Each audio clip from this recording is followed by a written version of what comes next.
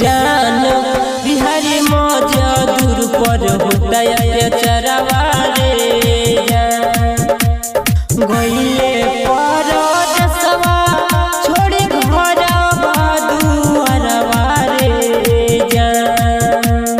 गइले परदेसवा छोड़ी घर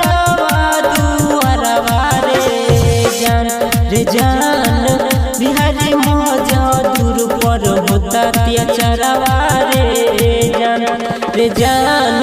बिहारी मौजा दूर पर होता अत्याचारवा रे जान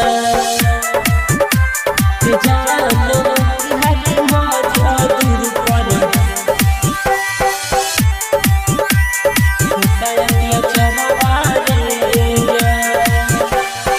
अलग बाटे भसवा बकिए के बाटे देसवा रे अलग बाटे भसवा बकिए के बाटे देसवा रे जान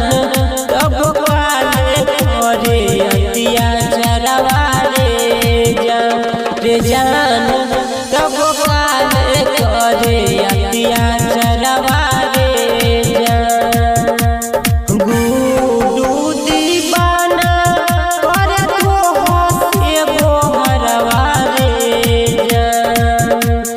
नीतीश छोटू बोलू करे तो हंसे बोहरवा रे जान बिहारी मौजा दूर पर होता अत्याचारवा रे जान बिहारी मौजा दूर पर होता अत्याचारवा रे मगही रिकॉर्डिंग स्टूडियो समस्तीपुर शेखपुरा।